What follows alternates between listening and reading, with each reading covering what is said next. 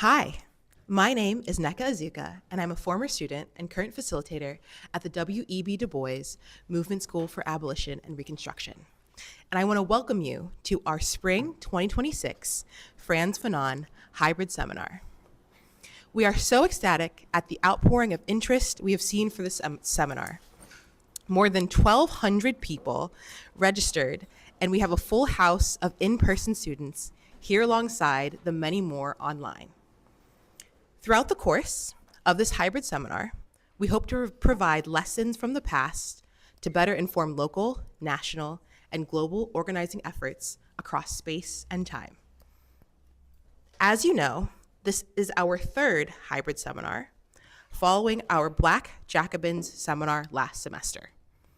This semester, we'll once again be working in collaboration with the one and only Haymarket Books to produce and distribute our podcast. We're looking forward to continuing our ongoing experiment that is our seminar through continued work and study alongside Haymarket. Before we begin today, I want to introduce the seminar by telling you a bit about what we do at Abolition School and how this seminar series will function. So Abolition School is a Philadelphia-based political education program that seeks to prepare a new generation of organic intellectuals for the struggles looming on the horizon. Now entering our sixth seminar, the Abolition School family now includes over 300 organizers across the city who are dedicated to revolutionary abolition and the unfinished project of Reconstruction. We operate according to four basic principles. We are abolitionists, and we understand that every abolition must also be a reconstruction, that we can't tear down carceral institutions without building up alternatives. We are internationalists because we know the oppressive structures we confront are global, and so too must be our resistance to them. We do intersectional analysis because we understand that capitalism, colonialism, white supremacy, and patriarchy emerge together and must be fought jointly. And finally, we do participatory education because we study the world to change it, and this means developing leaders, not simply followers. Here's a little bit about how the seminar will work.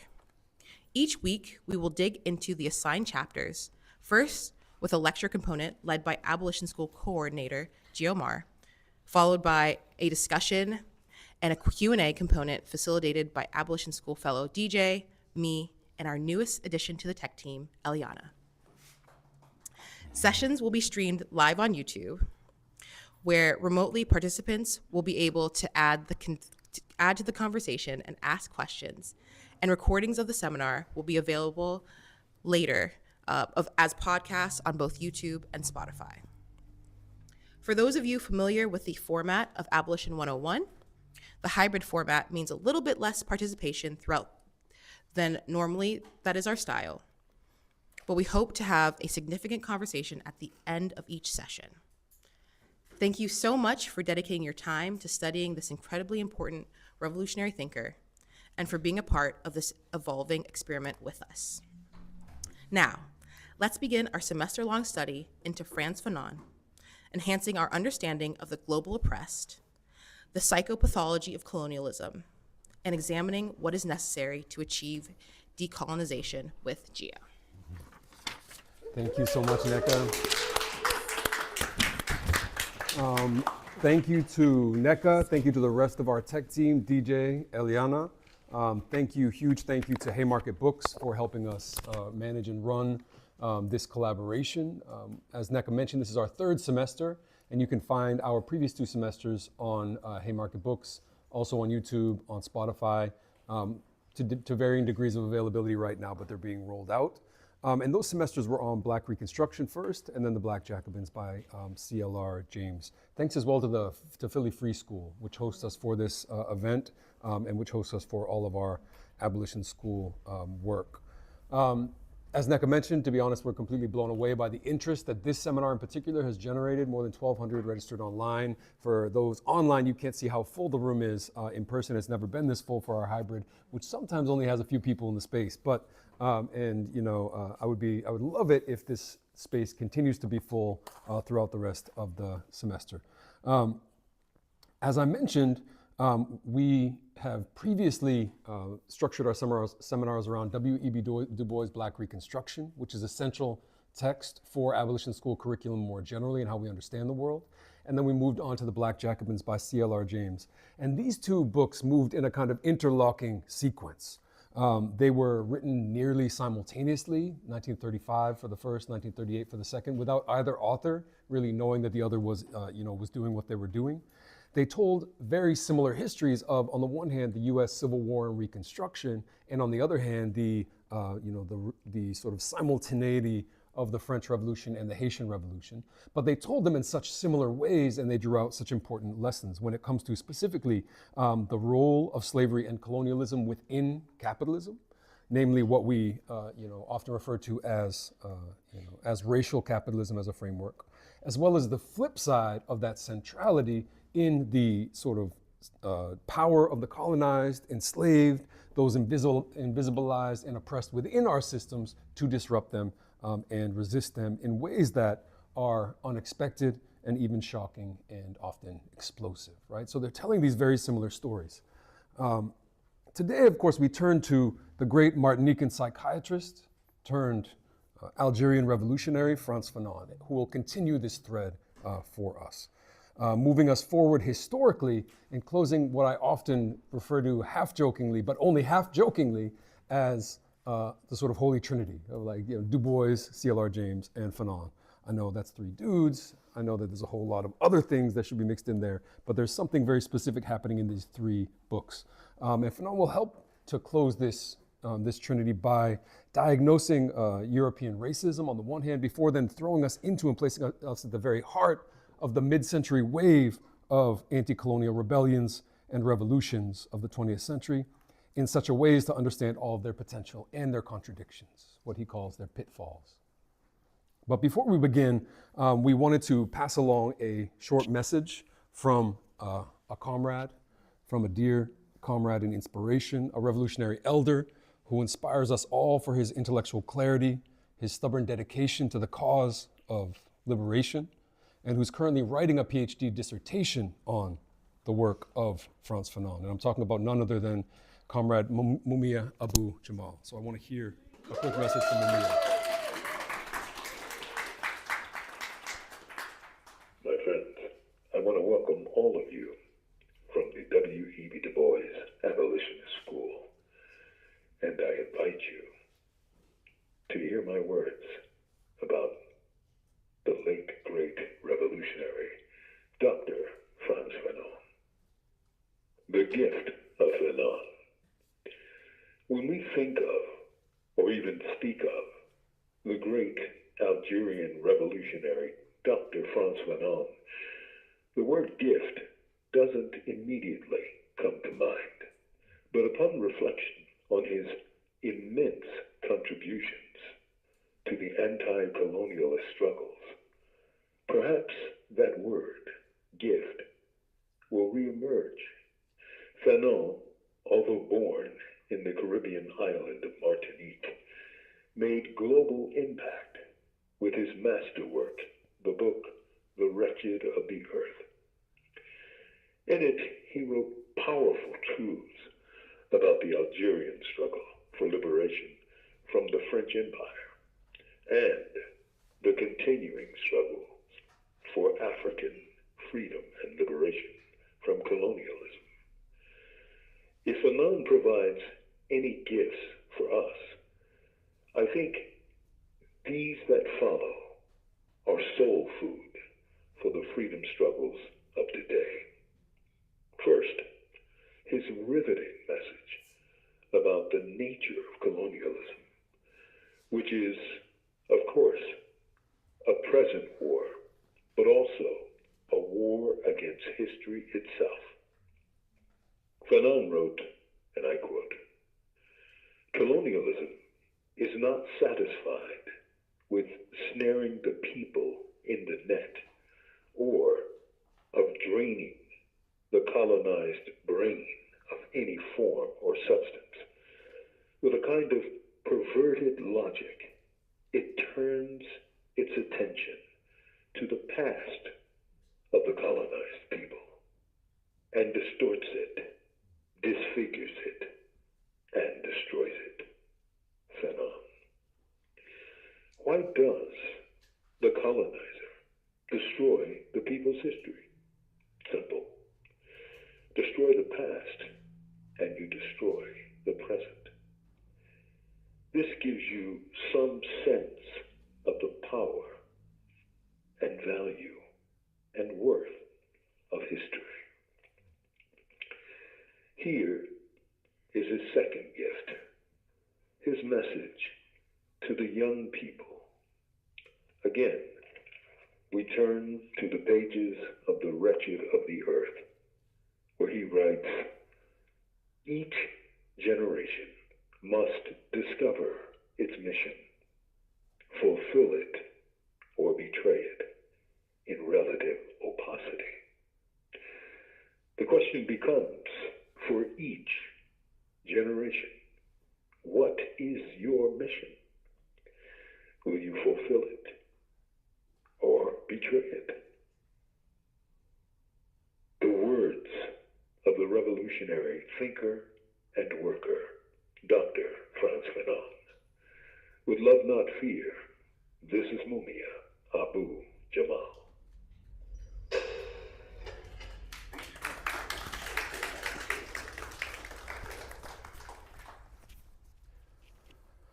I can't think of a better way to start our conversation than with Mumia's words and with his inspiration, again, as a figure of struggle and elder in the struggles that we are all a part of. And please stay tuned, because we're trying to figure out a way for Mumia to continue to play a role, a more interactive role with some folks in this seminar. It's going to be complicated and tricky, but it's something we're trying to figure out. So please, again, pay attention to that. And the gift that Mumia mentions kind of coyly, he's writing an entire dissertation. He knows exactly what he's talking about. He said, perhaps we'll return to this word. And so I'm pretty sure that he's not the only one to note and to be thinking about the resonance between the etymological linkage, meaning the history, the linkage in the history of the words between the French donner, for to give, as in giving a gift, and Fanon's most famous category of the damné, right? The damned, the condemned, or we often kind of imperfectly translate as the wretched. So thank you to Mumia for reminding us of this long connection between the gift and the curse, and for alerting us to, as we move forward, to be attentive to the ways in which curses, right, the damnation of the damned, are also and can carry with them unexpected gifts as their invisible contraband. Now, Mumia raises and helps to answer, in part, a question that we always ask in these seminars. And in this case, the question is, why are we reading Fanon, and why now? Again, the more than 1,200 folks who signed up for this seminar is already a testament to us that there's something timely about what we're here to talk about, right? It's a symptom of our times. And here I want to be absolutely clear, and this is something that I often say, Frantz Fanon wants nothing more than to be irrelevant, right? He does not want his work to continue to be relevant. And the fact that it is a testament to the continuity of the challenges, the sort of inhumanities that he himself sought to diagnose. He would like nothing more than to be irrelevant, to be condemned to the dustbin of history. And as he puts it in his intro, if his work were to be no longer relevant, quote, we can have but reason for applause. Why? Because if his work were forgotten, it would mean that the conditions that produced it, white supremacy and colonial domination in particular, had been overcome. And sadly, we know that this is not the case, that our world remains profoundly colonial and profoundly anti-Black in ways that call Fanon back to us. Now, Fanon's a thinker that remains persistently and tragically relevant, and this relevance sort of comes in waves when you look at it historically. So in the US, the first wave emerges in the 1960s themselves, right?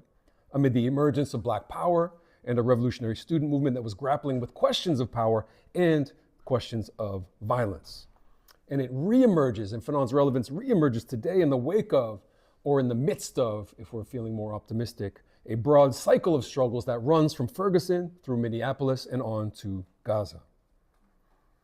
When Eric Garner's last words, "I can't breathe," became a slogan for the struggle for Black lives, only to be even more tragically then repeated by George Floyd, among others, many turned to an apocryphal, if mistranslated, phrase from Fanon that you've probably heard. "We revolt because for many reasons we can no longer breathe." A mistranslation, yes, but one that gets right to the heart of things, right? Not Fanon's words exactly, but words that Fanon certainly could have and would have written. In the bridge, in the sort of dialectical handoff from the anti-police struggles of 2020 to the great Gaza jailbreak of October 7th, 2023, Fanon has become only more relevant. And here are two kind of found images. These are very quickly found images, both of which, draw Fanon into these respective contexts. Here in the aftermath of October 7th, or in the essence of the emergence of October 7th, we could say,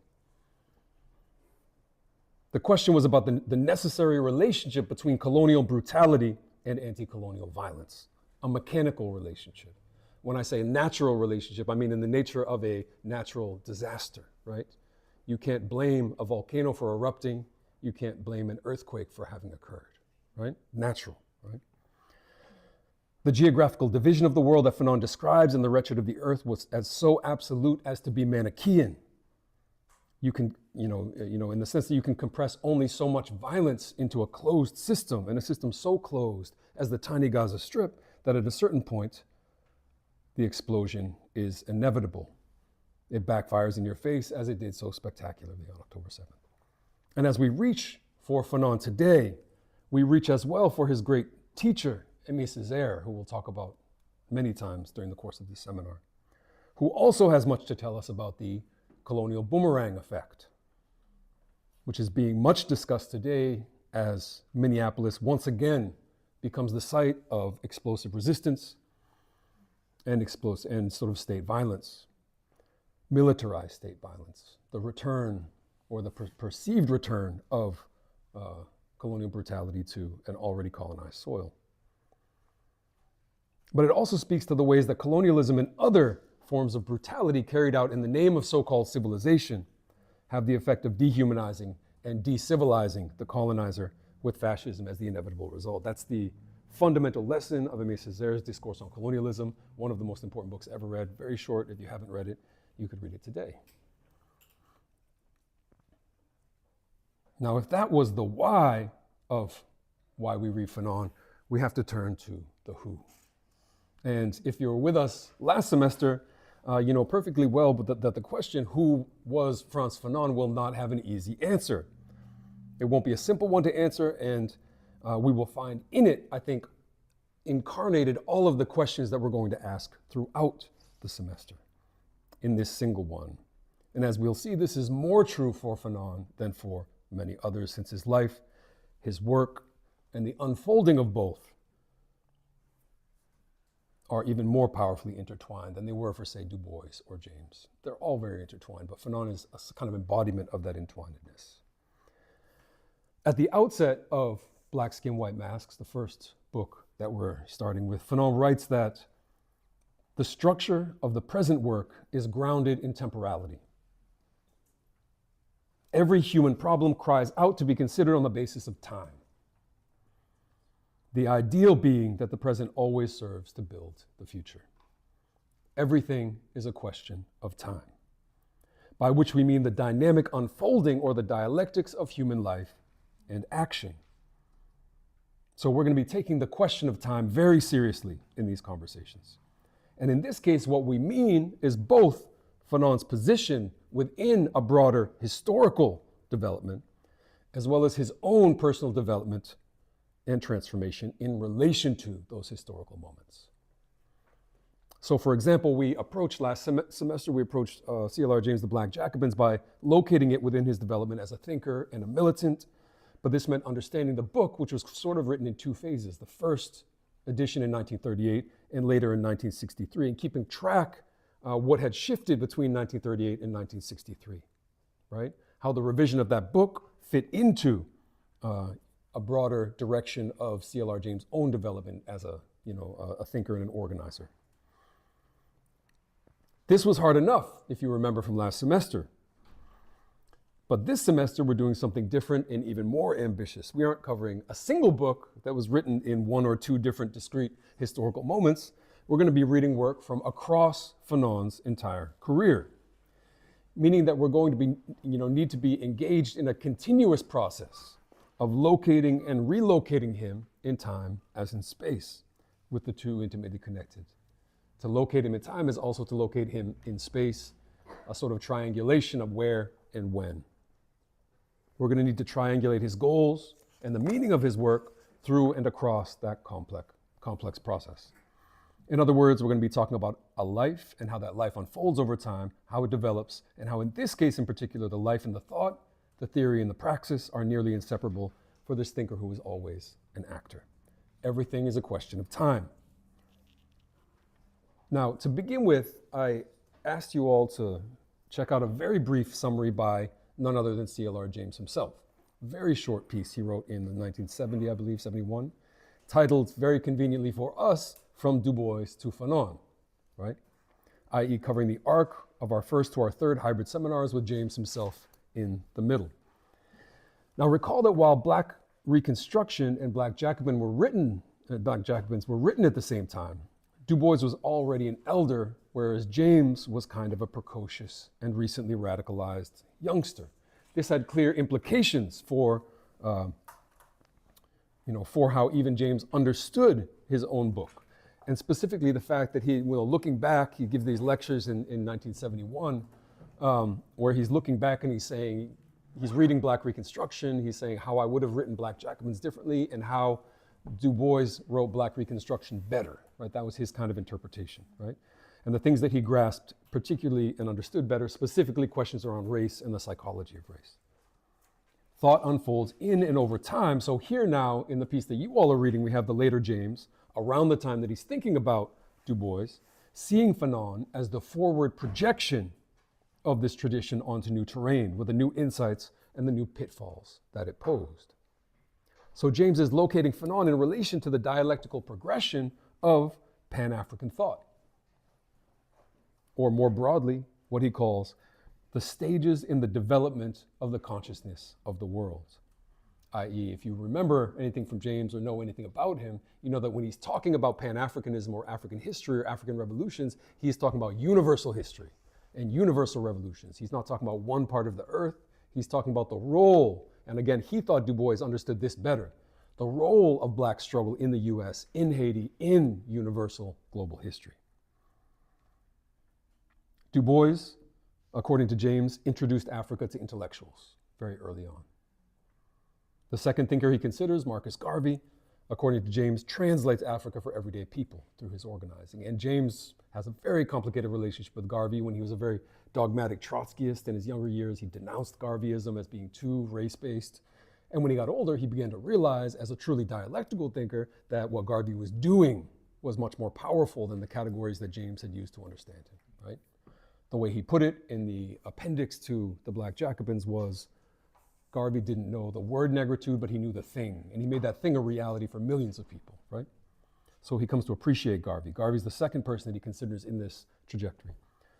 The third is his own childhood friend, George Padmore, a political organizer and a communist. And then finally, Fanon. This is if you didn't read it, it's a very short piece, 4 pages, 5 pages. So you have the development and the spread of consciousness, Du Bois, concrete organizing, or Du Bois onto Garvey, concrete organizing, particularly with Padmore, and then revolution. But here you have a difference. This is James writing. While Padmore organized various people to prepare for the revolution in Africa, Fanon went himself. Went himself is going to be a key, it's not just a statement of biographical fact. This is a key parameter of Fanon's life that we're already going to raise today when we talk about the idea of sociogeny, right? Fanon went himself. And for James, who's thinking more of Wretched of the Earth than any of the earlier work we're going to begin with, quote, Fanon went a stage beyond Du Bois, Garvey, and Padmore. How did he go beyond and why? Because as part of the revolution and as part of the wave of anti-colonial struggle in the mid-20th century, from this vantage point, he saw new threats and new dangers on the horizon. new leaders who would mislead, new intellectuals who would corrupt revolutionary movements, steeped in Western culture like James and even Fanon himself, who brought great risks into revolutionary movements. And he saw the need to, in James's words, dig deep among the mass of the population. This is the antidote, in a certain way, to the sort of corrupting influences of the West and of the sort of bourgeois, national bourgeois class. To dig deep among the mass of the population in order to transform and to be transformed. There's something autobiographical here happening when it comes to Fanon himself going into and doing the revolution. So Fanon's slightly more maybe Maoist or even anarchistic politics that James may not necessarily agree with were a concrete response to the reality of the revolutionary situation and the aspirations of post-colonial leadership, as we will see. Meaning that the struggle had previously been for liberation against the colonizer, get the colonizer out. But as we'll see, that is only the beginning of The Wretched of the Earth. It's literally only the first chapter. But unfucking fortunately, everyone just reads the first chapter and they don't read the rest of the book. It's only the first chapter. Getting the colonizer out is the beginning, right? And Fanon is in the middle of that struggle and turns very quickly to what he calls the pitfalls of formal decolonization, the many dangers on the horizon, and the mass struggle, and the form that that struggle would take in order to head off those dangers.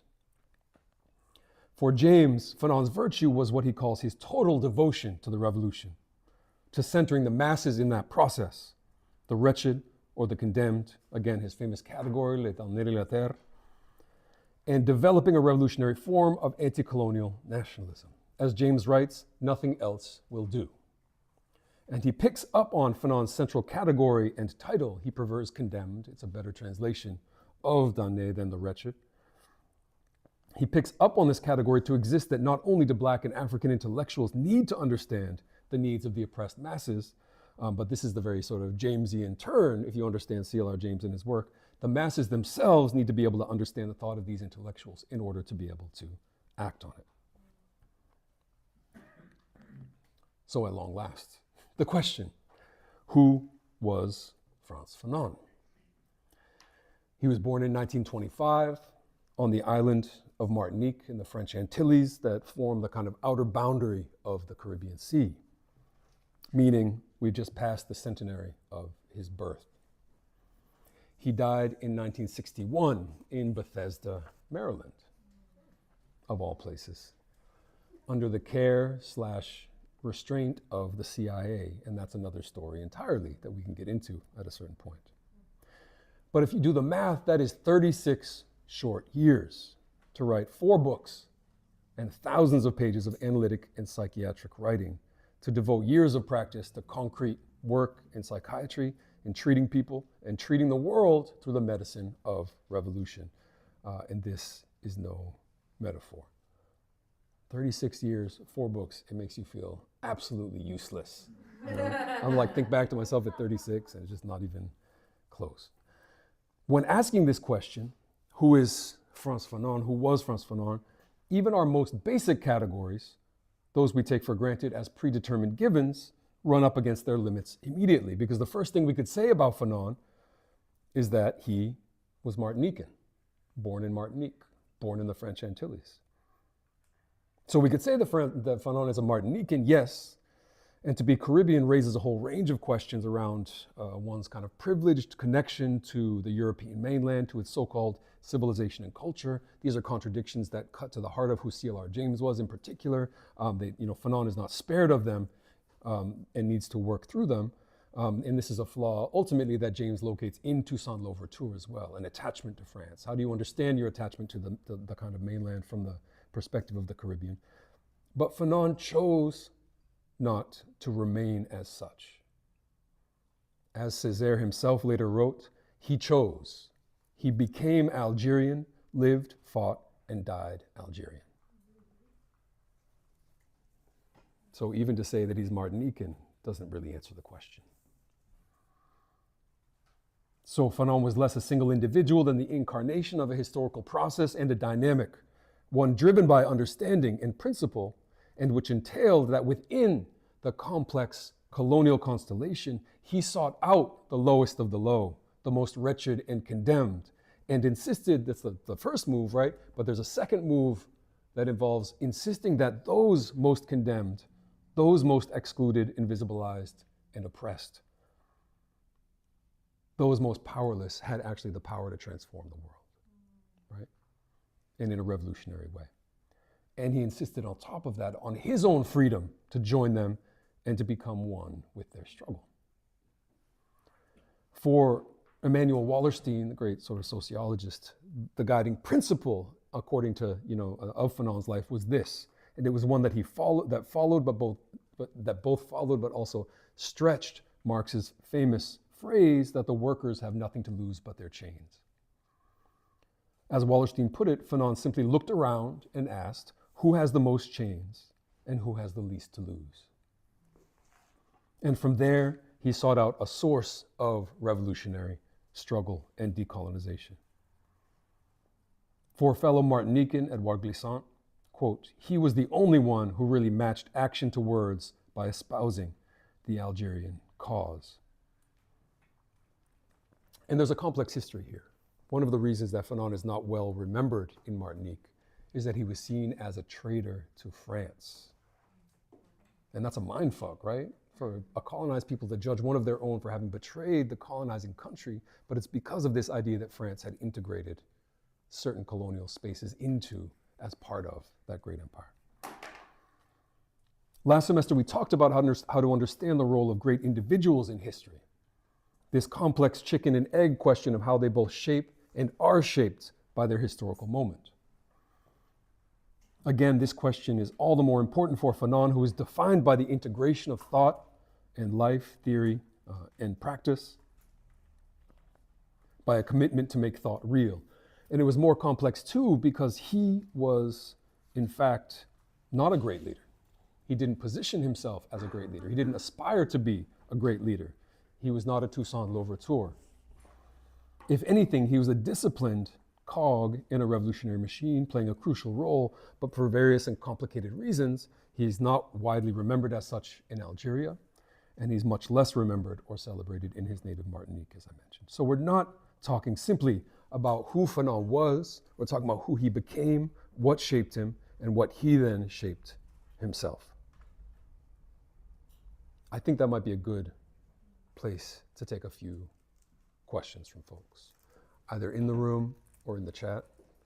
Again, we usually find ourselves in a situation where there aren't enough questions, but I'm guessing there's been lots of work in the chat. We have some questions in the space already. Let's dig in. Let this happen. And don't worry, you don't have to get up. We will walk to you with the mic. And make sure to speak in the mic and project your voice out so both the classroom and the online stream can hear you.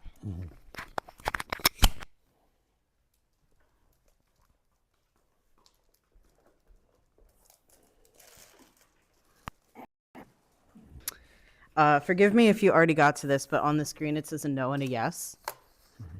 Did you get to that and I missed it? I haven't gotten to it. Okay, do you want to wait to get to it? Or? No, it's okay. Is that the question? That was my question. Thank you.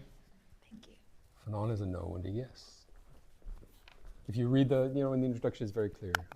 It's a question of how he understands his relationship to the world and to the sort of ongoing and dynamic struggle for universal human equality, something he's very committed to in this text, right? We can read and think about the ways in that by the time of The Wretched of the Earth, his project is slightly different.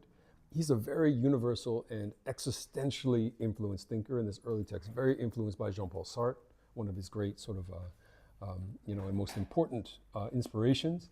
And so he's someone who's very much driven by an openness to the world, right?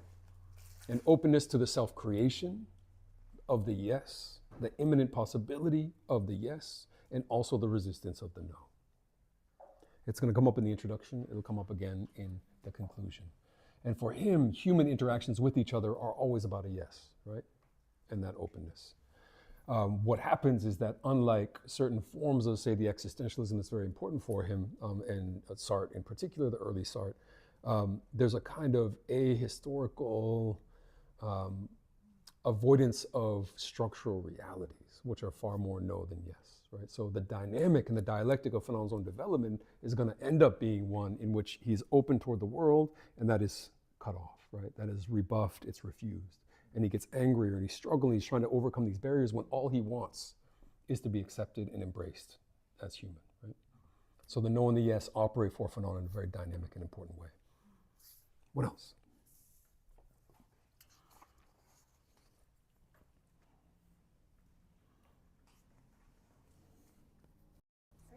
I'm thinking about, like, as I was reading it, I found it interesting how he insists that he's a man of the present, but keeps talking about how the past, you know, is destroyed because the present shapes the future. So he must have known for sure that he would be relevant in the future if he will eventually become the past. And I guess I'm trying to unpack if this is like fake humility or him being poetic, but it feels, it feels incongruent that he understands how much the present shapes the future and insists he's just of the present. I don't know. Yeah, no, I think that's an interesting point. Humility is not really Fanon's strong suit, right? In personal life or in writing, not particularly humble. However, I think it's more a question of, again, first and foremost, is this question of time, right, that we mentioned, right? Not only is every human affair understood as a question of time, for me that just means dialectics, right? We come into a certain moment, it's, we engage the contradictions of that moment and we move forward. The question is going to be, and this is a very important question for Fanon, where is the kind of center of gravity in our position with regard to that time, right? With regard to even questions like universal human love. One of the main goals of this book is going to be to diagnose what you could understand as almost like a false humanism or a false universalism that says, and we hear this a lot, right? This sort of post-racial idea that like we're already all equals, right? We've overcome the contradictions of the past. That's to say the center of gravity is in the future, right? You're acting as if that horizon is already true. And even in critiques that he's going to put to Jean-Paul Sartre, he attacks Jean-Paul Sartre in this book very ferociously, right? Because it's a very nuanced attack that, is hard to understand sometimes because they're very close on this question. But it's going to be a question of how far in the future are you trying to see? And Fanon is someone who says, no, we are right here in this moment. We can't predict the future. This is not the kind of dialectics or understanding of history where we can predict or understand or foresee what's going to happen. Instead, we're here in the middle of it. And on top of that, and this is where questions like blackness and black identity and black struggle come in, as well as national struggle in the context of the wretched of the earth. If you don't believe in that struggle in that moment, why would you fight it, right? If you believe, for example, that universal love is what we're all working for, then why would you form a Black revolutionary organization, right? And so Fanon wants to also give weight to the fact that you believe that because there's a reality to that, right? There's a weight to that in the present, and any attempt to kind of short circuit that is dangerous.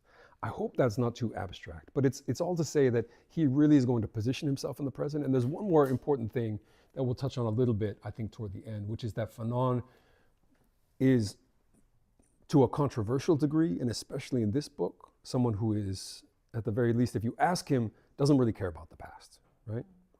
And he's engaging with people that say, listen, we sort of Black people are human because look at this great past we have. And Fanon says, I tried that, they don't care. I tried that, the world doesn't care about that past. And he himself also, again, very existential, thinks my past does not constrain me at all, right? We are self-creating ourselves now and we're moving forward. We don't need to fall back into a past. So he is seen as... I'm sorry, can I ask, Yeah. Given what you just said, then what was Mumia talking about with that first gift? The gift, sorry, which piece? What Mumiaism first does is destroy the past. Yeah, the destruction of that past, the destruction of that legacy, the destruction of that concrete basis.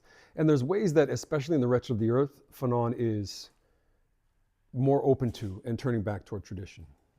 When James says that Fanon's main move is to say, listen, we need to anchor ourselves in the masses and the people, part of what that means in the context of Algeria is what he calls the granite foundation of the nation, right? The people who have not been corrupted by colonialism, the people who have a kind of collective and communal practice and understanding. And that is also, a legacy of the past, for sure.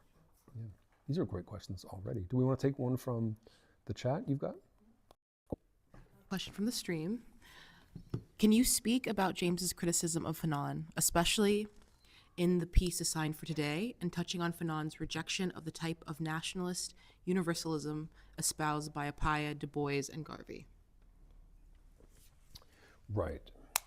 So you've got, on the one hand, you've got, Fanon kind of positioned in between these two broad groups. And these aren't necessarily the way they always shake out. I already hinted at his critique of Garvey. Again, early James referred to Garvey's work as pitiable rubbish, very charitable. And that's because James was a very dogmatic Trotskyist at that point, right? This was a very class-first, Trotskyist view that saw Black identity as a distraction, that saw everything else as a distraction, that is not class politics, right? We're familiar with this kind of class reductionism. We see it all the time. And then you also have, and then you have Fanon, who is someone who, even more than James, would be positioned kind of on the other side of him, in a certain sense, of being, of holding to what I would understand is a more strictly dialectical understanding of race, right? If you read the introduction, Fanon does not believe race is a thing. Race is a made-up, non-biological category, right? It's an invention of white people. That's what he says. But, like I said, then he criticizes someone like Jean-Paul Sartre for writing in the preface to this poetry volume called, an essay called Black Orpheus, where he says, race is great and then it'll give way to class in the future, right? Because he's treating it as if it's a non-real thing. And so you could be confused. You could say, well, Fanon doesn't believe race is real.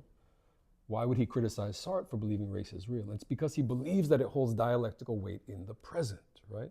This is very similar to the very narrow moment of Malcolm X out of the Nation of Islam's politics, right? Which is to say, blackness, Black nationalism as a revolutionary identity that is a stepping stone, but that needs to be held as a sort of, a position in the movement, right? If we move too fast, it disintegrates. If we move too slow, it solidifies, if that makes sense. So you've got Fanon, I think, in a position between these. And the center of gravity, if you take like Du Bois, Fanon, and CLR James, the center of gravity for CLR James is always closer to class Marxist politics, right? For Fanon, it's always closer to experiential, struggles against white supremacy in the way that those relate to decolonization. And for Du Bois, it's more toward Pan-Africanism as a broader framework.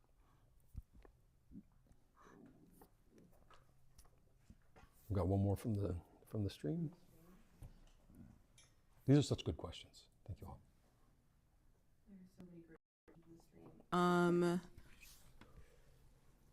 Let's see. Who's the audience Fanon is writing to? Is he writing to the white European mind, since he references Hegel and Sartre in his books? Is he writing to the Black people educated in Europe, local Africans? That is a really good question. So, very interesting. I'm going to say a little bit about this in a second. This book is originally written as a dissertation for his degree in psychiatry. It is rejected because it's clearly well beyond. You can just see the brains exploding of the sort of dissertation committee and saying, no, thank you, we will not publish this. But it's a really interesting question, because it's like, you could say that's the audience, but it's not really. If that were the audience, it would be written differently and it would have been approved, right?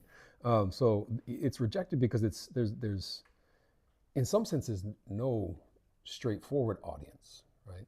And it's a great question because it points toward the way that the audience will shift over time. In a similar way to the way that if you track sort of Du Bois from Souls of Black Folk to Black Reconstruction, or his kind of later work, he's less and less interested in speaking to white people about their own guilt, and he's more interested in speaking to Black and Third World revolutionaries, right? Something similar definitely happens for Fanon. At the same time, the way in which Fanon writes this book, if it's written to a white audience, is a very brutal one, right? And a very straightforward one. And so in many senses, it's heavily geared toward, and he even says this toward the end, when, and we'll return to this question. He's kind of self-critical about the fact that this is almost like an autobiographical book, right? He is a middle-class man from the Antilles who is well-educated, privileged, etc., speaks French very, very well. The kind of oppression that he is subject to, he will suggest toward the end of this book as a way of transitioning, is more psychological, right? It's more internal suffering. Again, if you think of Du Bois, double consciousness, right? he says this kind of suffering is not the number one priority of port workers in Africa, right? Where there's a far more economic and material struggle that's happening. So he's saying there are slightly different audiences. Part of what he's saying is that this book is written more toward that slightly more educated, slightly more middle class crowd.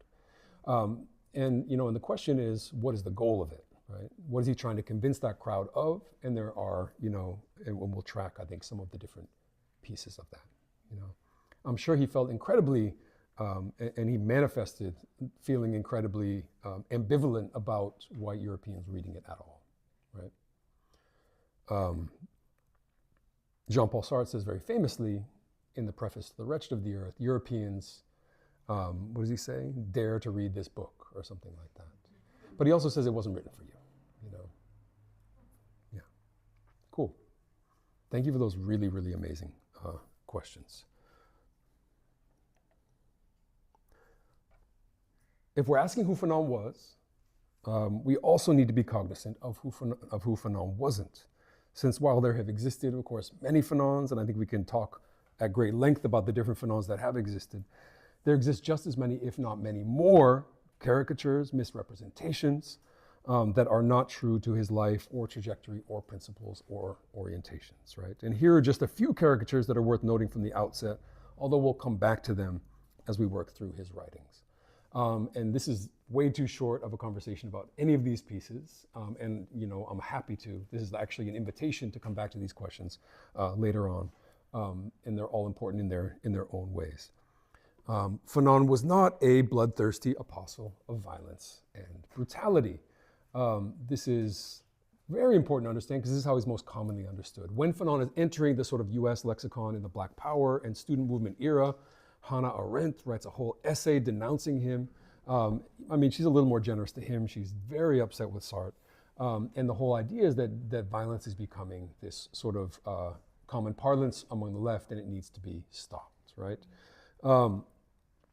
Again, as I mentioned, the first chapter of The Wretched of the Earth is on violence. No one reads beyond the first chapter. If you read the rest of the chapters of the book, you would be thinking very differently. If you read the appendices to the book, which are literal case studies of the brutality and violence and psychic destruction that violence wreaks on both colonized people and colonizers, right? You would know that that's not how Fanon sees violence, right? If anything, Fanon sees violence as the most kind of tragic necessity, right? Again, if we're thinking about October 7th, I don't think anyone has to like the images that emerge from October 7th. Although people feel very differently about those images. The point is not whether you like them or not. The point is that this is a natural reaction to a situation of violent oppression, right? And that there's no real way to denounce it. As I said, you can't denounce a volcano, right, for erupting. And there's no way to understand the kind of structural oppression of colonialism for Fanon without understanding the necessity of that and inevitability of that violence. And so I don't think he asked himself, do I like this, do I not, right? So Fanon is not a bloodthirsty apostle of violence. We have to be very cautious because there are a whole bunch of other people on the other side who try to say, well, no, Fanon is not that, and here's what he actually is, and they're actually disfiguring his thoughts, right? A very clear one, very recent book by Adam Schatz, Adam Schitz. You could call him several different things, but he wrote this whole essay after October 7th saying, essentially, Fanon would never, blah, whatever, right? So there are these attempts to also sanitize him and keep him away from things that he actually very clearly said. Second, Fanon is not a pessimist of any kind. And it's very difficult to sustain that Fanon would be a pessimist of any kind, in part because pessimism and optimism rely on an understanding of the predictability of the world that we confront that Fanon did not take part in, right? He didn't believe that he could see far enough ahead to know whether or not to be a pessimist or an optimist. The only thing that is certain for Fanon is that, as he puts it, the war goes on, right? Resistance is inevitable. Whether we win or not is not inevitable, right? So he's not an optimist. For the same reasons, he's not a pessimist. He is not, and this is a sort of a subset, but it's actually its own set entirely. Fanon is not an Afro-pessimist, which is a specific reading that relies heavily on Fanon and which is anchored in an understanding of the world as fundamentally and irretrievably anti-Black, right? Unchangingly, immutably, eternally anti-Black. Fanon never saw it this way, and he understood anti-blackness as an ongoing project to be fought against and to be struggled against. First and foremost, and ultimately, and here's where we understand Fanon to be both a black subject and a colonized subject, and always speaking to both of those realities, he ultimately, again, thinking about time, transitions beyond negritude and blackness as the fundamental dialectical identity suited to what he understood his moment as needing, right? In The Wretched of the Earth, the category is the revolutionary nation. These are very different categories, but they're performing structurally the same function in different historical moments. Part of what he's seeing is the negritude and black identity movement in his eyes as becoming kind of bourgeois, disconnected from the people, unable to play the role that it needs to roll. Finally, Fanon is not a naive nationalist. Again, you get this by not reading the whole book. And by, it's a bizarre reading, right? But the idea that Fanon said that decolonization was this and this and this, and now look at Africa and look how bad decolonization went, right? Look at the elites who set themselves up in power, look at the one-party states. Fanon predicts and sees all of those things happening, right? If you read past the first chapter, Fanon formulates a kind of nationalism that is a revolutionary nationalism. And he formulates it in very specific ways, right? And he sees in chapters 2, 3, and 4 of The Wretched of the Earth the dangers on the horizon when it comes to, again, formal decolonization, formal liberation, replacing the people at the top and nothing changes at the bottom.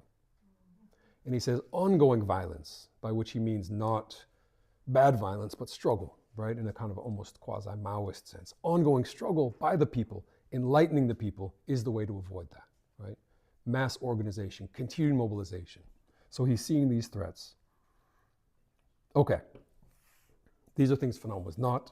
And the Fanon that we're talking about a lot here in this introductory conversation, Wretched of the Earth, is not the Fanon that we begin with today or next week. We're talking about the Fanon of black skin, white masks. Where are we in time? Again, Fanon is born in 1925 to a middle-class family. He's educated at the most prestigious of Martinique's lycées, the French schools, where Césaire was one of his favorite teachers. During World War II, the island is occupied by Vichy French, essentially Nazi collaborating French officers, who, according to Fanon, brought an atmosphere of repression to the island, to anyone who was sympathetic with the Allies against the Nazis and the resistance. In 1944, as a result, and this is very interesting if you didn't know it about Fanon, he volunteers to join the French Free Forces to fight on the side of the French in World War II in the North African theater, right, in Morocco and in Algeria. He's in Algeria very early already at this point. In the process of doing so, he's subjected to what he was found to be a shocking degree of racism. And one of the important points in Fanon's development is that he did not experience that kind of racism in Martinique. It's the shock of arriving in North Africa and then even more so arriving in France that motivates his struggle and his development. After returning to Martinique briefly, he traveled to France to study psychiatry at the University of Lyon, which is kind of in the southeast of the country. And this is the context for Black Skin, White Masks, which, as I already said, was originally written as a psychiatry dissertation in 1951. It was rejected, and it was later then published by a radical publisher in 1952. This is the when. Where was Black Skin, White Masks written for? It's a very interesting question we raised last semester about the Black Jacobins. James said it was not written for the Caribbean, it was written for Africa in a very interesting sense. So where was Fanon writing for? If you turn to the end, the last paragraph of the introduction, he says, as those of an Antillian, our observations and conclusions are valid only for the French Antilles, at least regarding the black man on his home territory. So you have this kind of complicated statement. He says he's writing it for the Antilles, it's valid for the Antilles, it's valid for someone in their home territory. And again, there's a very clear reason why he's saying that. But at the same time, this is not a book that heavily, is about the Antilles themselves. The first few chapters are, as you'll, see. But it's very much a book about a relatively privileged Antillean crossing the colonial divide into France and realizing that regardless of what he thought of himself as in Martinique, regardless of what others thought of him in France, he was simply black, right? This is a shocking and a devastating reality that, crushes Fanon's psyche. That's documented in chapter 5, right? The sort of phenomenological encounter with that racism is documented in chapter 5. This realization is a shock, and this shock is the motor that then drives the book and honestly drives his life's work. So, if we turn to the very brief introduction that you all read for today, and it's very, very short, we see Fanon introducing us to a few key concepts that will be relevant throughout the book. I say introduce because he's not really explaining these ideas. It's a little frustrating to read this introduction on its own because he's not telling you what they mean. He's sort of giving you a feel for what he's trying to do, right? A feel for where he is and what's motivating him. What does that feel like? He's young. He's barely 26 years old when he's writing this. Again, crazy. He's optimistic. He's imbued with a kind of love for universal humanity. He's open to the other. He is dramatic. He is poetic. He is yearning, and his yearning would be repeatedly snubbed and thrown back in his face. The barriers that are thrown into his path toward a truly universal world of equals that set him onto a more complex dialectical path that he's tracing throughout the book. But what we want to hold on to in terms of the feeling of the book is the hope and the possibility for a kind of universal human love as the final horizon. Concretely, he begins with none other than Césaire himself in this sort of epigraph.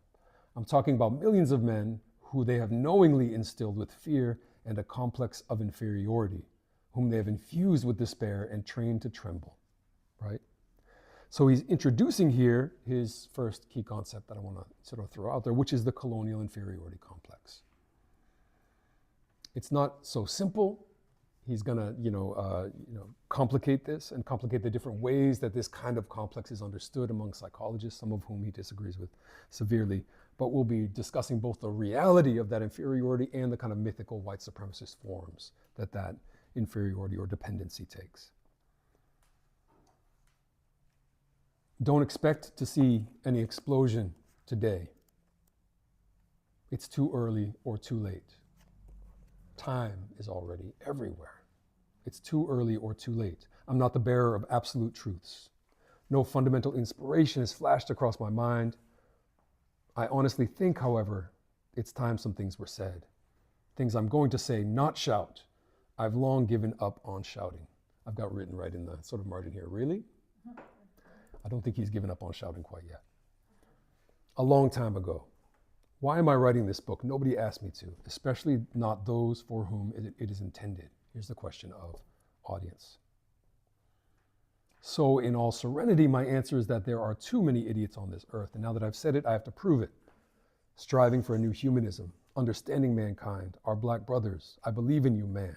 Racial prejudice, understanding and loving. I am bombarded by all sides, from all sides, with hundreds of lines that try to foist themselves onto me.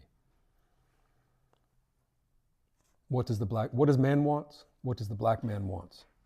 Running the risk of angering my black brothers, I shall say that a black is not a man. And here he introduces the second key concept.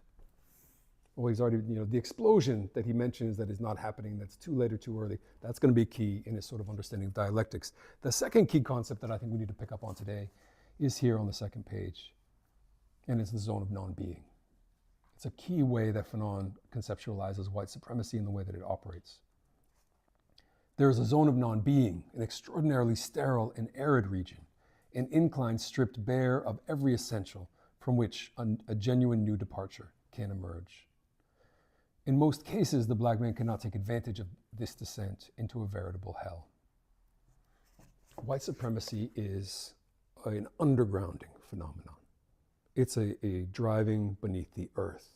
He'll describe it elsewhere as the sort of soil falling out from beneath him. You're falling underground, right? It's subterranean in both the way that it operates explicitly, right? It's invisibilizing.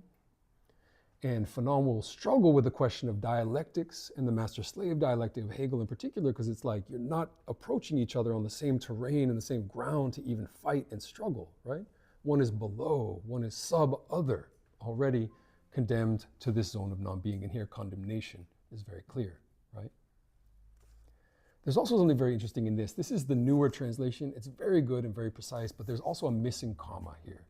And I've always thought it's very, very important, because Fanon to me here is saying, and it's very crucial that he's saying this, that there's an arid region, a sterile and arid region, stripped bare of every essential comma that should be there, from which a genuine new departure can emerge, right?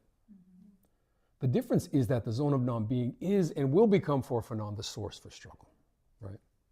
It needs to be the stepping stone, the starting point, which is to say, among other very, very basic things, that Black and anti-colonial struggles are fundamental and foundational and sub-foundational in the way that they can set off and transform the world, right? They're in and built into the very foundation. There's this very historic imagery and white supremacist imagery used in the United States called the mudsill, right? The mudsill class associated with, sometimes with working class people, but heavily with racialized and enslaved people, right? But it's like if you're built right into the foundation, right?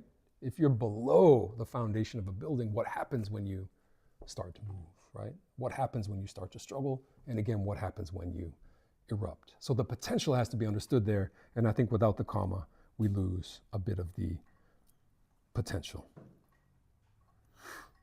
He lays out race and racism as a psychological construct, as we've mentioned. Here's where we get into the man as a yes, a resonation with cosmic harmonies.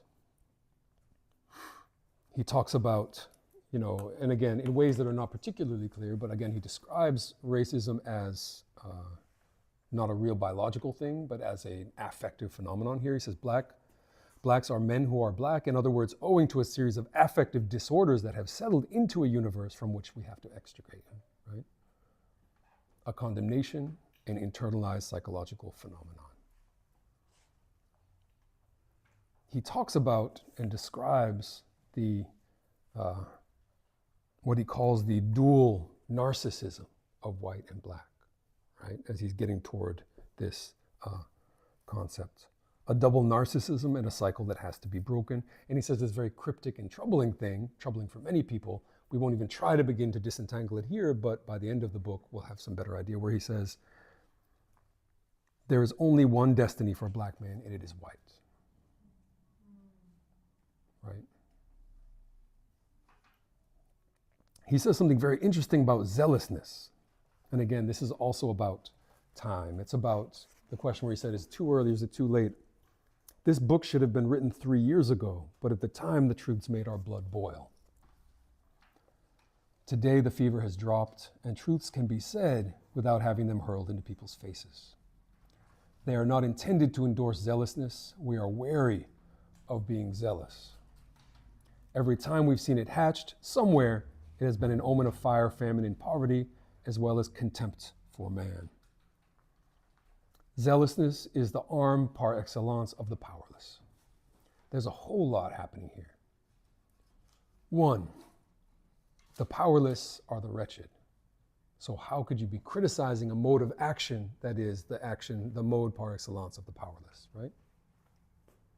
Second, he uses the phrase, the contempt for man.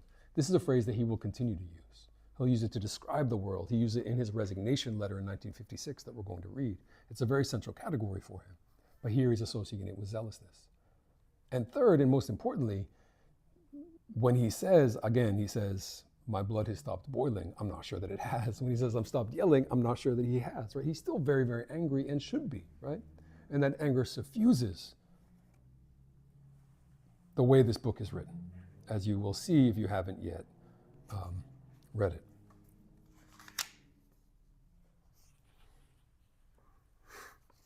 So he's talking about the inferiority complex. Again, he'll spend an entire chapter on this. He talks about it operating on two levels. He talks about it being first economic and then internalized in his words, or as he then corrects himself, he says, actually, I mean epidermalized. And these are two different things, right? Internalization is going inside. Epidermalization is pressing out to the sort of level of the skin. And the reality is that for him, both of these things will matter, right? White supremacy is an epidermal phenomenon which views people, judges them, treats them in a certain kind of way. Inferiority as internalized is a different process entirely. And all this brings us to the third key concept that I really just want to throw out into the conversation. Probably the most important and also the most important and defining across his career and his life. And it's what he refers to here as sociogeny. And, paired with that, socio-diagnostics. It emerges in a psychoanalytic conversation. He says, psychology had assumed as a baseline a phylogenetic approach, meaning there are certain universal things across the human species, right? Species level analysis. Freud responds to this by upholding what Fanon here describes as an ontogenetic thesis, meaning the role and the development of the individual, right? Often anchored, as we know, in kind of the family, right? How did you grow up? What were your experiences? What made you and transformed your psyche in a certain kind of way? Both of those are important, right? Species level baseline, individual development. But Fanon writes here, we shall see that the alienation of the black man is not an individual question. Alongside phylogeny and ontogeny, there is also sociogeny. Society, unlike biochemical processes, does not escape human influence. Man is what brings society into being. The prognosis is in the hands of those who are prepared to shake the worm-eaten foundations of the edifice. And therefore, he says, struggle must take place on two levels that are mutually independent. Right? What is he saying here? He's saying society is the question, right? If we're talking about mental illness or other sort of forms of psychological phenomena, symptoms, conditions, disorders, often considered to be either universal or the experience of an individual in their own life. He's saying society generates those things, right? Our social structure gives rise to a great deal of them. Society is the question, and individuals can't be fixed, as he puts it, subjectively, without dealing with the objectivity of the world that they confront, right? And that is imposing upon them. And that needs to be transformed, as he puts it, in the most materialist sense. This is true in general for Fanon, but specifically true for people who are racialized, colonized, subject to the weight of that world. A sick society makes sick people, and as we will see, the meaning of this insight and the sociogenesis as a concept and the sociodiagnostics as a method will far exceed his work as a psychiatrist. It will come to define him. There's a sociogenic imperative for Fanon that will push him toward revolutionary action to transform the world.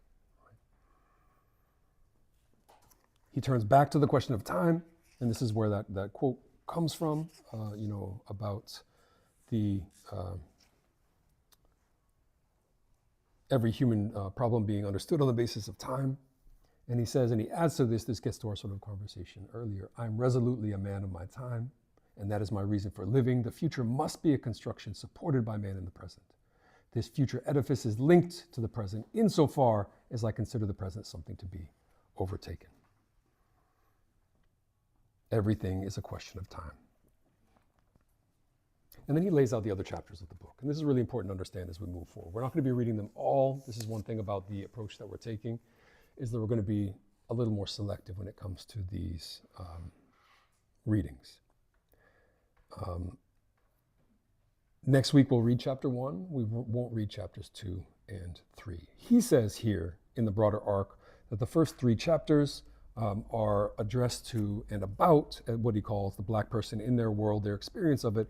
And although he doesn't say it, these are heavily chapters about different attempts to escape white supremacy, to skirt it, to avoid it, through language, speaking language better, through love, right? He talks about, a black man and a white woman, a white man and a black woman, about the ways in which those sort of turns to love are what he understands to be sort of failed escape strategies from a system that can't actually be escaped in that way. And they're heavily anchored in Martinique, right? They're heavily anchored in the sort of his own self-diagnosis of the illusions that he had grown up with all around him, the things that he had thought were true. Desperate attempts to become white and a failed attempt to escape the condemnation of blackness. Chapters 4 and 5, as he puts it, exist on an entirely different level. Next week, we'll read 1 on language and 4, which is a critique of one prevailing analysis of what he calls the so-called dependency complex of the colonized. And we'll be disentangling that from the inferiority complex. The short sort of version is that the inferiority complex is a very real thing that colonialism produces. The dependency complex is an attempt by colonial psychology to naturalize that. To say that colonized people depend upon the colonizer, need them, deeply desire domination, right? So we'll need to disentangle that. And then chapter 5, which we'll read the week after, is the very heart of the book. It is his phenomenological account and encounter with what he calls the lived experience of blackness, or the black person, as he puts it, confronted with his race. This is completely different from the earlier parts of the book, and as Fanon puts it, it's a completely different person who is involved in this part of the book. It's someone who is confronting their race, engaging with it because they know that it cannot be escaped. And so there's no attempt to escape, but a kind of desperate confrontation and struggle, as he puts it, to discover meaning. The struggle, however, for Fanon is not easy. This entire book is a documentation of his struggle, right? His own personal encounter with betrayal, rebuffing, attempt to outwit, right? All of these processes and steps along the path. The struggle is not easy. The path it marks out is not clear, since in a play on Du Bois, Fanon insists that what is called the black soul is a construction by white folk. That some forms of black identity are themselves another manner of self-deception, and that attempted escape that plunges into what he calls the black hole of a mystical past, rather than confront the present and build the future. That's the introduction. Next week, we'll get into chapters 1 and chapter 4, but let's take some more questions before we wrap for the day. If you want to read chapters 2 and 3, go ahead. They're very, very interesting, very enlightening, very controversial. And so we can also talk about some of those controversies around gender in particular, but they speak to very real dynamics that he is observing as well in the Antillean context. I think I'm looking at a slightly different translation than you, but on the page, it's page 10, I think, where he's talking about the man as a yes. The next sentence about, he says something along the lines of, he has to give up projecting onto a world an antinomy that coexists with him. I assume, that tripped me up a little when I was reading it, that antimony, I assume that's the kind of contradiction, that's the, and I guess my question is, like, what is he speaking to there, and what's that contradiction that he's kind of talking about that man as a yes bit is reckoning with? Yes, sorry, this is in the introduction? Yeah, in the introduction. There are two very famously different translations, the very classic one by, Constance Farrington, and then the newer version by Phil Cox, which is more precise, in some moments less poetic, but, and the page numbers are very different. Yeah. So is it toward the very, very end? Toward, like, the second page after the man is a yes. After that sentence, like middle of, Cool. I think the You second may not page. be able to find it very quickly. No worries. But I think it's page 11 in the PDF. Okay. also different. Sadly. Apologies. Page 12. In here? Where is it on the page? Oh, the man is a yes, resonating from cosmic harmonies. That last sentence, it starts with uprooted, pursued, baffled. Uprooted, doomed. okay. Uprooted, here's what it says in this Phil Cox translation. Uprooted, dispersed, dazed, and doomed to watch as the truths he has elaborated vanish one by one. He must stop projecting his antinomy onto the world. Wow.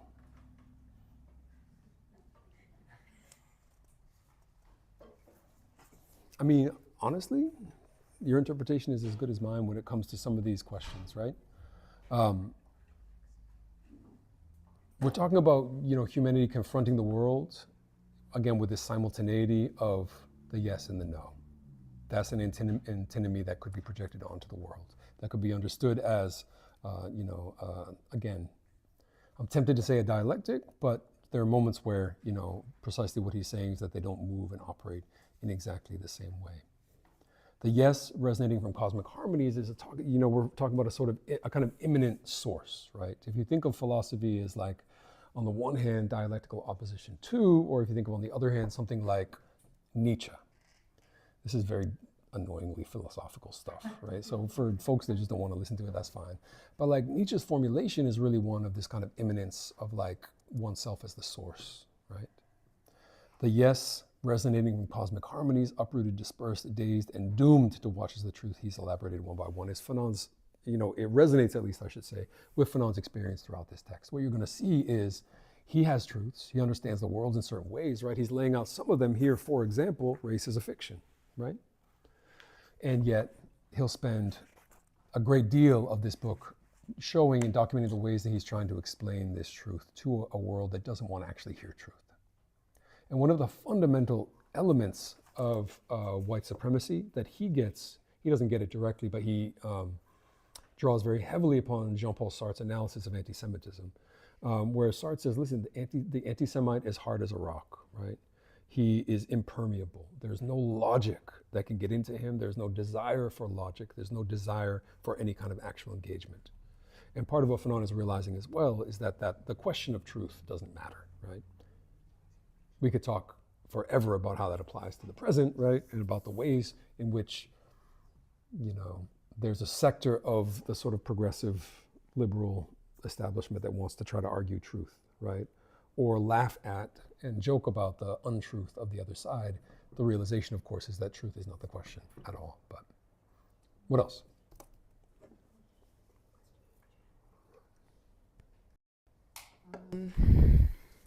From the chat, it's an earlier question.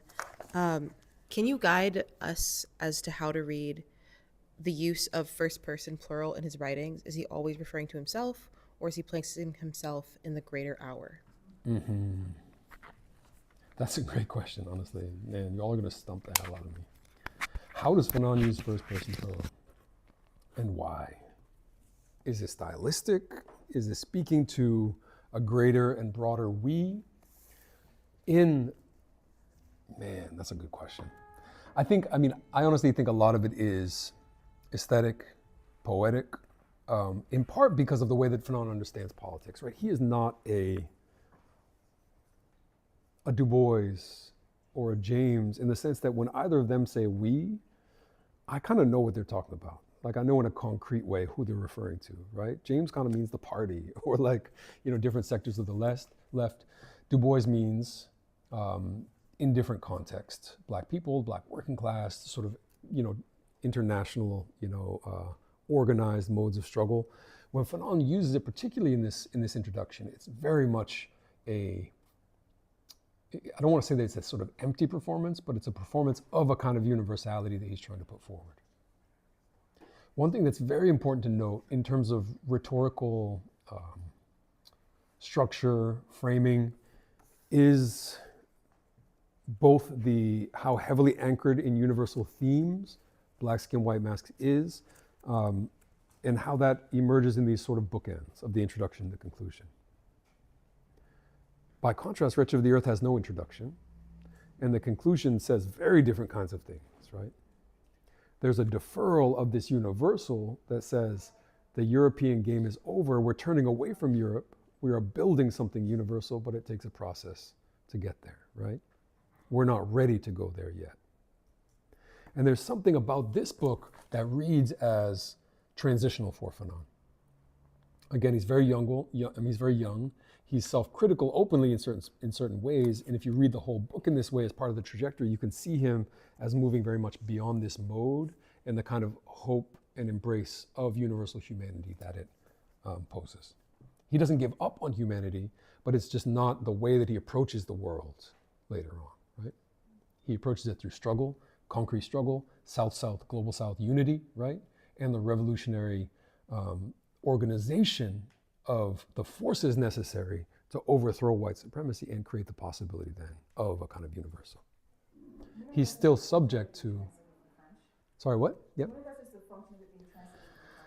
Some of it is for sure, and there's very interesting notes that you can read on this translation because he's trying to be very, very precise with it. But then with the precision, some of it sounds a little awkward and a little strange. And there's phrases that I love and like memorized from the original translation that then don't sound as good in this one. But I do see what he's trying to do in terms of the clarity. What else? I kind of want to take us back to with your first question. I didn't get to ask my question then, but who is Frantz Fanon? And maybe I don't understand him, and I kind of need help with that because I do have comments on two things. The first one is he was born in the Martinique, and then he went to France, and then he went to Algeria, became Algerian, and fought with the National Front line, liberation. But so I guess from my perspective, again, this is definitely from my perspective as an Arab, like, who does he think himself? Like, he's Martin, like he went to France and then came back to Algeria to say like, oh, I'm gonna liberate you. So this is kind of making me angry a little bit. So I do understand if Algerians are feeling this way too. I'm not Algerian, but like, so especially that like, he realized that he was just black to French people. Like he thought, I think maybe in his head, I don't know. This is also based on my feelings as an immigrant and, people around me. But like when you go to a Western country, you realize that no matter what degree you have, no matter what accomplishment you have, at the end of the day, you're just an immigrant or you're just a brown person or you're a black person, etc. So, and then going to Algeria, so also for me going back to my home country, like there's this, people there don't accept you because of some internalized racism, that like, oh, you think you're better now. And why do we want to talk to you or why do you want to listen to you? So if I say something about Gaza, my family's going to be like, what do you know about that? Even though, even though, I'm from Lebanon, so I'm like right there. So, there's this complicated thing that happens. And then he just like goes there and thinks that he can fight with them. So this is one. So he's like criticizing Western society. But is he perpetuating the same thing? And especially that he wrote his book in French. He didn't, I mean, I understand he's from the Martinique, he speaks French, etc. The second thing is he always criticizes academics and intellectuals. And he specifically says that we have to look out for those who are going to lead us astray. But isn't he an academic? Like, why is he using us and our and and then he's telling us what to do or like giving us all this insight into what racism is. So I guess, does he know who he is? Do we know that? These are great questions. Thank you so much. And thank you for being here and thank you for contributing and putting your frustrations into the conversation because I think it's very, very important. I would urge you to continue with it and to read what he's writing. And all I can give for now is a little bit of background on how some concrete pieces, I think, and then also how I interpret his position in these developments, right? And the concrete pieces are, some of which I've already kind of mentioned earlier. And this is sort of looking ahead a little bit, but it's very, very important.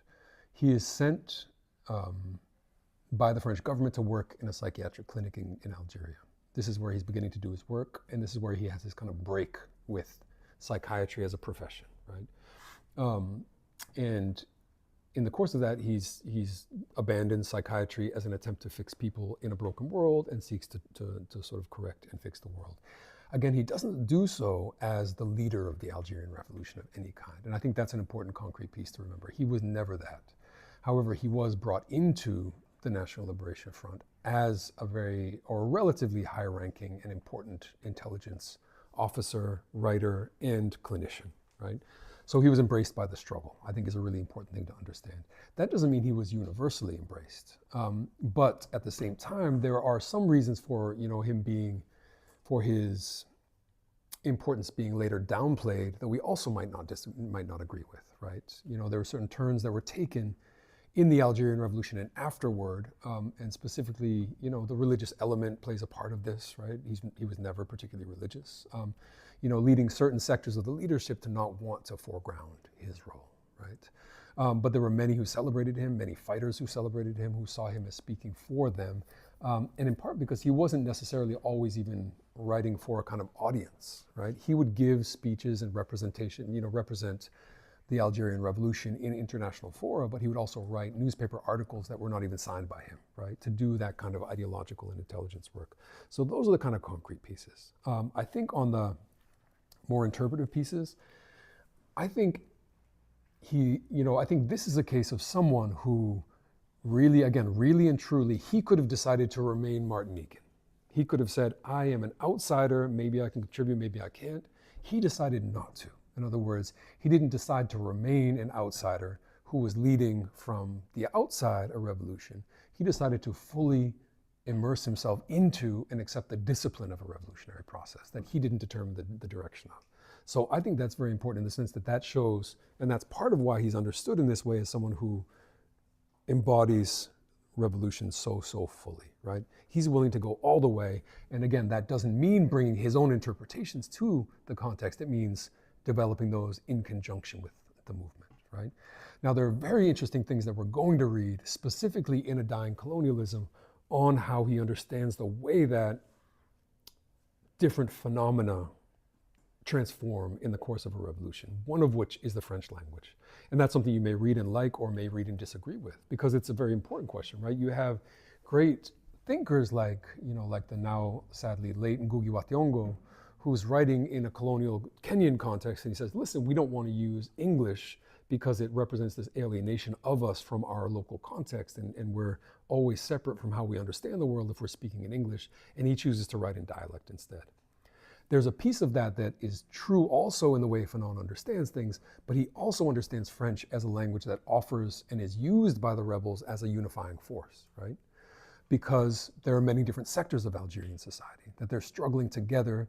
They embrace and transform different technologies, radio technology, medical technology, the French language.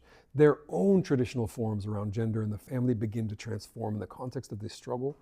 The question is always, and again, this is a context in which you are more than free to sort of be critical of how he reads these phenomena, and specifically, again, where he puts the sort of center of gravity, right?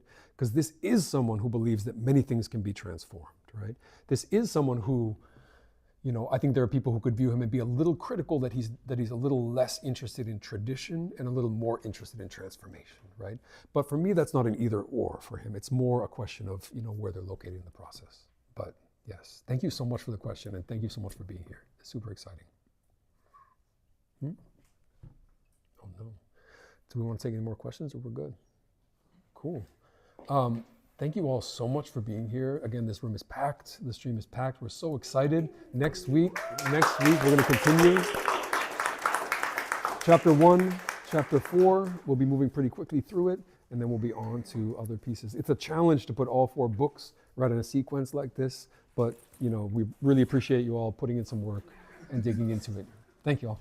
Yeah.